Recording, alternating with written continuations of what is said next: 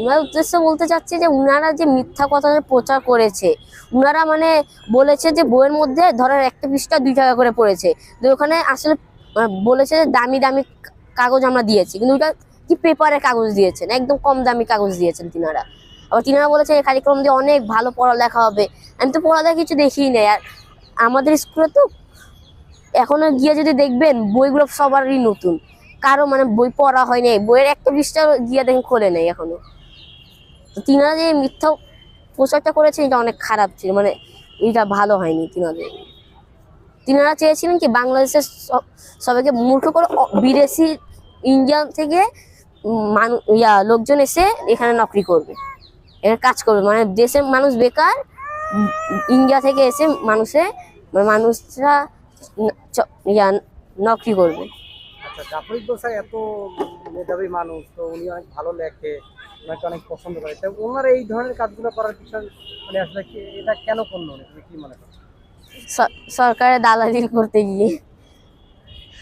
মানে এটা কি শুধু জাফর ইকবাল স্যার, তারপরে এই দীপুমণি, তারপর নওফেল, এরা তো সরকারের মন্ত্রী ছিল। হ্যাঁ, জাফর ইকবাল স্যার কি কিছু পাওয়ার আশায় এমন করছে আসলে?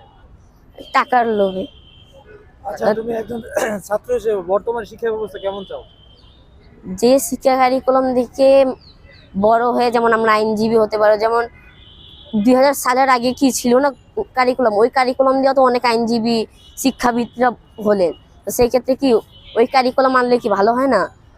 এইগুলো নতুন কারিকুলামে তো কোনো আশা করা যায় না যে কেউ আইনজীবী হবে, কেউ বিজ্ঞানী হবে, এগুলো তো আশা করা যায় না। তিনি তো মানে বলেছিলেন যে বলে এই শিক্ষা কারিকুলাম অনেক ভালো, মানুষের হাতে মানে স্টুডেন্টরা হাতে পায়ে শিখবে সব কিছু। আসলে তো এই শিক্ষা কারিকুলাম দিয়ে কিছু কেউ পারতই না, মানে আসলে টাকা খালি খরচ করো, কাগজ কেনো, কাগজ দিকে নৌকা বানাও, হ্যান ত্যান মানে বানায় অ্যাসাইনমেন্ট জমা দাও। এখন কথা হচ্ছে উনি যে বলেছিলেন যে এটা দিয়েই মানুষ আইনজীবী হবে, ডাক্তার হবে। এই ডাক্তার তো হয় মানুষের মাথায় মানে মাথায় ভালোভাবে পড়ে, মাথায় ব্রেনটাকে ভালোভাবে খাটিয়ে তারপর বড় হয়। আর আর তারা তো কারিকুলাম দিয়েছিল হাতে পায়ে বানাও, আবার বই মোবাইল দেখে লেখো। স্কুল থেকে বলতো যে তোমরা বাড়ি থেকে ক্রমে সার্চ করে এটা এটা লিখে নিয়ে আসবে। তারা বলতো না যে তোমাদের এটা প্রশ্ন যে এটা লিখবা, কিন্তু ক্লাসে লিখবা, বা এসে বলতো যে এই অধ্যায়টা তোমরা পড়বা, পড়ে তারপর তোমরা কয়েকটা প্রশ্ন বানিয়ে দিয়ে দেবা। তিনারা উল্টা আমাদেরকে দেবেন কি যে এ প্রশ্ন তোমরা লিখো, উত্তর দাও। তিনারাই বলেন যে ক্লাসের মধ্যে গাইড বের করে তোমরা লিখে দাও। আবার বলে যে ধরেন 110 পৃষ্ঠা দিয়ে 120 পৃষ্ঠা পর্যন্ত তোমরা 10টা প্রশ্ন বানাও। এগুলো তো আসলে এগুলো দিয়ে তো কোনো কিছু শেখা যায় না। উনি পড়াবেন, কোনো সেন্টেন্স উনি আমাদেরকে ভালোভাবে বুঝাবেন, তিনি সেগুলো না বুঝিয়ে ক্লাসে এসে তিনি আমাদেরকে বলতেন যে তোমরা এত পৃষ্ঠা দিয়ে এত পৃষ্ঠা পর্যন্ত প্রশ্ন বানিয়ে দিয়ে দিবা। সেক্ষেত্রে আমাদের কোনো কিছু মানে কোনো কিছু শিখতে পারছি না, আমরা লিখে দিয়ে দিচ্ছি। উনি আমাদেরকে কি পড়াবেন, তারপর পরীক্ষাও বন্ধ হয়ে যাচ্ছিল, কি অ্যাসাইনমেন্ট থেকে হবে। তাহলে যদি পরীক্ষাই না হয় তাহলে স্টুডেন্টরা পড়বে কিভাবে, স্টুডেন্টদের মাথায় আসবে কিভাবে যে মানে পড়ালেখা কত গুরুত্বপূর্ণ, তারা আইনজীবী হবে কেমন, তারা ডক্টর হবে কিভাবে, তারা ইঞ্জিনিয়ার হবে কিভাবে। তারা তো ছিল যে হাতে পায়ে বানাও, অ্যাসাইনমেন্ট বানিয়ে দিয়ে দাও, গাইড থেকে খুলে দেখো, মোবাইল পড়ে দিয়ে দাও।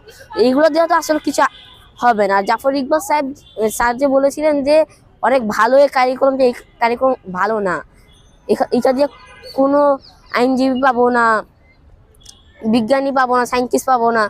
কারণ আমরা তো এর আগের কারিকুলাম দিয়ে কি কোনো কিছু পাইনি। এর আগের শিক্ষা কারিকুলাম দিয়ে কোনো ইঞ্জিনিয়ার, ডাক্তার, আইনজীবী কি পাই নাই। তিনি যে বলেছেন যে এটা দিয়েই বলে আমরা অনেক ভালো পড়তে পারবো, সেক্ষেত্রে তো আমরা এগুলো কিছু দেখছি না। তোমরা তো হচ্ছে মোবাইল দেখে দেখে পরীক্ষা দিতে পারবে, সেই সুযোগ তো এখন থেকে থাকবে না, তাহলে এটা কি ভালো হবে না খারাপ হবে? মোবাইল দেখে পরীক্ষা দিলে তো আমারই লস। আসলে আমি কোনো কিছু শিখতে পারছি না, পরীক্ষা শেষে মানে কোনো কিছু অনুমতি হচ্ছে না যে হ্যাঁ এত টফ পরীক্ষা আমি ভালোভাবে দিতে পারলাম। কি মোবাইল নাও, খোলো আর উত্তর লিখে দিয়ে দাও, গাইড খোলো উত্তর লিখে দিয়ে দাও। আমাদের মাথায় কিছু ঢুকছে না। যেমন আমরা বড় হয়ে ধরেন কোনো চাকরি না পেলাম, কোনো স্যার হয়ে গেলাম, কোনো স্টুডেন্টকে কোচিং পড়াতে গেলাম, তো ওই কোচিং পড়াতে গেলেও তো আমরা কিছু করতে পারতেছি না। আমাদের ব্রেনটার মধ্যে তো ওই জিনিস নাই। তারাও মোবাইল থেকে পড়বে, যারা বেকার তাদেরও কোনো লাভ নেই, যারা কাজ করছে তাদেরও কোনো লাভ নেই। তোমরা নাকি হচ্ছে প্রচুর অটো পাস চাও, মানে আন্দোলন করো অটো পাসের জন্য। মানে এখন তো দেশ স্বাধীন হয়েছে, তোমরা চাইছিলে ভালো কিছু, কিন্তু এখন চাইতেছো নাকি হচ্ছে অটো পাস। অটো পাস তো চাচ্ছে এইচএসসিরা, আবার এইচএসসিরা, তারপর আবার যারা ইয়া এসএসসি ক্যান্ডিডেট তারা। আমরা তো আর যাচ্ছি না। যারা পড়ে নাই, তারপরে যে এই যে এই বৈষম্য বিরোধী ছাত্র আন্দোলনের সময় এত হত্যা হলো, যারা পারেনি পড়ালেখা করতে তারা চেয়েছে।